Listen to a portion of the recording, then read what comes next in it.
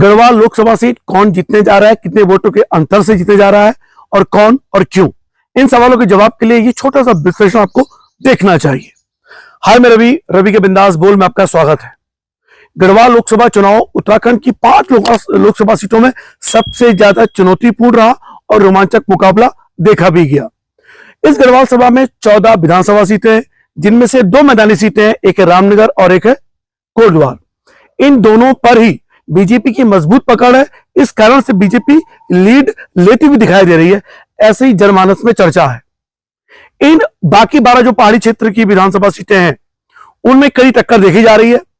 कुछ विधानसभा सीटों पर तो कांग्रेस एक तरफा आगे है, लेकिन कहीं ना कहीं देखिए, जब हम इस तरह की चर्चाएं करते हैं और 2 कद्दावर उम्मीदवार गणेश गोदियाल कांग्रेस की ओर से और बीजेपी की ओर से अनिल बलूनी, देखिए टू द पॉइंट हम आपसे बात करते हैं कि गढ़वाल लोकसभा के इन 14 विधानसभा सीटों में लगभग 14 लाख के आसपास वोटर है, 7.5 लाख के आसपास वोटिंग हुई है, जिसमें से ये कयास लगाए जा रहे हैं कि कड़ी टक्कर हो सकती है दोनों के बीच में। और कांग्रेस वाले तो ये मान चुके हैं कि वो जीत रहे हैं, लेकिन धरातल पे आकर अगर आप जाके देखेंगे और मोदी लहर जो अभी तक है बरकरार, उसको आपने महसूस नहीं कर पाए हैं। तो ये नोटिस कीजिएगा, 4 जून नजदीक है। अनिल बलूनी इन 14 विधानसभा सीटों में लगभग 7 से अधिक विधानसभा सीटों में बढ़त बना रहे हैं।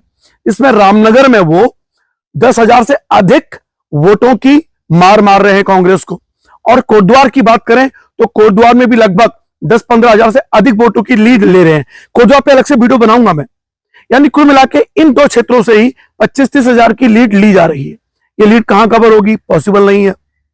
तो मैंने जो आंकड़ा लगाया है अनिल बलूनी की जीत का, वो लगभग जीत है अनिल बलूनी की 75,000 के आसपास अनिल बलूनी जीत रहे हैं।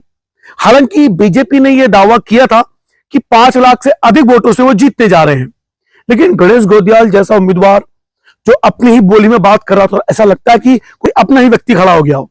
देखिए, गढ़वाल के लोग बड़े भावुक होते हैं और गढ़वाल के लोग बीजेपी के ही लोग होते हैं, इसमें कोई दो राय नहीं है। लेकिन गणेश गोदियाल की अपनी जो जमीनी पकड़ है वो शानदार थी। लेकिन मैं फिर कहता हूं कि गढ़वाल के लोग भले भले मासूम से हैं, लेकिन वो बीजेपी के पक्के वोटर हैं, गणेश गोदियाल को प्यार करते हैं। तो उन्होंने ये कहा, यार अच्छे तो हैं गणेश गोदियाल, लेकिन यार वोट तो हमारा कमल को ही जाएगा, क्योंकि राम मंदिर बनाया और अच्छे काम कर रहे हैं। और देखिए, हमारे गढ़वाल के इलाके में काफी फौजी लोग भी रहते हैं। अग्निवीर के मामले में मोदी को घेरने की कोशिश की, लेकिन घेर नहीं पाए अग्निवीर के मामले में, क्योंकि कहीं ना कहीं जो राष्ट्र प्रेम की भावना है। और देखिए, जब भी आप राष्ट्रभक्ति की बात करते हैं तो लोग उसको सीधे ही बीजेपी से जोड़ देते हैं। और गढ़वाल में खासकर मैं बात करूं तो कई क्षेत्रों में लोग राष्ट्रभक्ति से ओतप्रोत हैं और लोगों ने राष्ट्रभक्ति को ही बीजेपी मान लिया है। और इसलिए मैं आपसे कह रहा हूं कि बीजेपी को हराना बड़ा मुश्किल है गढ़वाल क्षेत्र में। तो अब सुनिए, कितने परसेंटेज वोट कम क्यों हुआ फिर, अगर इतना ही प्यार था तो? क्योंकि वोटिंग परसेंटेज कम हुआ है, हालांकि पिछले बार भी कम था। तो 75,000 से कम वोटों से तो नहीं हारने जा रहे हैं अनिल बलूनी, उससे अधिक से आसपास जीतने जा रहे हैं। हालांकि लोगों ने यह भी कहा कि जो भी जीत का अंतर होगा वो 25 से 50,000 के आसपास होगा। हो भी सकता हो ऐसा हो, पर ये मेरा अपना मानना है कि 75,000 से अधिक वोटों से अनिल बलूनी जीत रहे हैं गढ़वाल लोकसभा को। अब उन्हें जीतना क्यों चाहिए? देखिए, गणेश गोदियाल अच्छे व्यक्ति हैं, धरातल पे काम भी करते हैं, इसमें कोई दो राय नहीं। और मैं कांग्रेस को और बीजेपी दोनों को साधुवाद देना चाहता हूं कि दोनों ने ही शानदार उम्मीदवार रखे। अनिल बलूनी कम बोलते हैं, लच्छेदार बातें नहीं करना जानते, थोड़ा एरोगेंट माने जाते हैं, लेकिन वो काम करने वाले नेता हैं। गणेश गोदियाल जी काम भी करते हैं, लच्छेदार भाषण देना भी जानते हैं, हर बात का तर्क भी रखते हैं, अपने कार्यकर्ताओं से भी मिलते हैं। तो ये गणेश गोदियाल की खूबी है, इसमें कोई दो राय नहीं है। लेकिन मोदी सरकार का आना तय है, तो हमारे क्षेत्र में चाहे गढ़वाल की बात करें या पूरे देश की बात करें, गांव में ये माहौल होता है, यार हम हारने वाली पार्टी को क्यों वोट करें, चाहे वो कितना अच्छा क्यों ना हो। तो लोगों ने इस कारण भी मोदी को ही वोट किया है, अनिल बलूनी जी को वोट किया। अब अनिल बलूनी को क्यों जीतना चाहिए? अनिल बलूनी एक ऐसा नेता है जो काम करने वाले माने जाते हैं। उनकी मोदी और अमित शाह से ऐसा जुड़ाव है, जो आप समझ लीजिए कि जब हम मोदी जी रुद्रपुर की रैली में आए तो उन्होंने उत्तराखंड के 5 कैंडिडेट का नाम लिया, लेकिन भाई साहब अनिल बलूनी पे लगाया। यानी आप समझ सकते हैं वो कितना करीबी है। तो इसलिए अनिल बलूनी का जीतना या वैसे भी बहुत जरूरी था। और अगर आप चाहते हैं कि उत्तराखंड का विकास हो और खासकर गढ़वाल का विकास हो।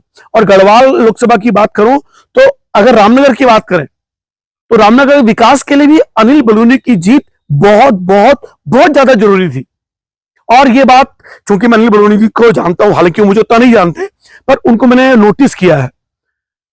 अब जब अनिल बलूनी को हम जानते हैं कि वो कितना काम कर सकते हैं, तो निश्चित रूप से ये जान लीजिएगा कि 2024 का जो रामनगर है और 2029 का जो रामनगर होगा, उसमें आपको जमीन आसमान का अंतर देखने को मिलेगा धरातल पर। यह वीडियो संभाल के रखिएगा।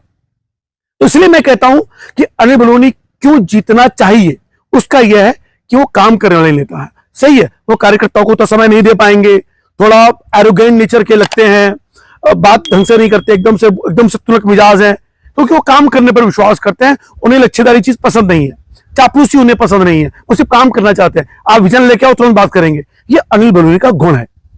और देखिए, जब कोई पत्रकार इस तरह की बातें करता है तो समझ लीजिए कि मुझ जैसा विश्लेषण के तौर पर तो ये चीज धरातल पे आप महसूस करेंगे तो आप जान पाएंगे कि हमने नहीं की। लेकिन अब लोग कहेंगे कि रवि देखिए तो मोदी भक्त है, इसलिए ये बलूनी जी की तारीफ कर रहा है, बीजेपी की बात कर रहा है। 4 जून को स्पष्ट होने वाला है कि अनिल बलूनी जीत रहे हैं, लेकिन क्यों जीतना चाहिए उस पर ये चर्चा भी मैं करना चाहता था। इसलिए आपसे कह रहा हूं कि अनिल बलूनी विकास पुरुष हैं, वो काम करना जानते हैं, काम करना चाहते हैं, और धरातल वो काम दिखेगा भी। फिलहाल कई लोगों ने कहा कि अनिल बलूनी को हराने के लिए कई बीजेपी के नेता ही शामिल हो चुके थे। इस पर चर्चा फिर कभी करेंगे कैसा हुआ या नहीं हुआ, लेकिन आम जनता ने मोदी जी को वोट दिया है, इसमें कोई दौरा नहीं।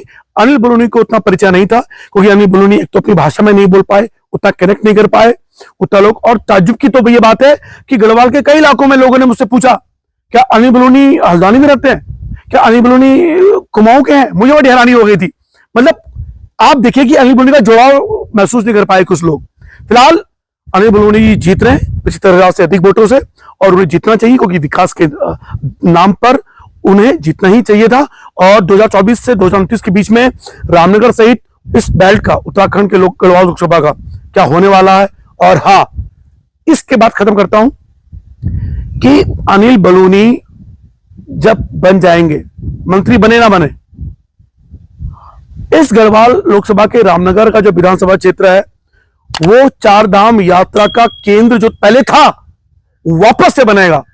ये विश्वास मुझे भी है और आपको भी दिला रहा हूं। देखते रहिए रवि के बिंदास बोल। जय उत्तराखंड, जय भारत, जय लोकतंत्र।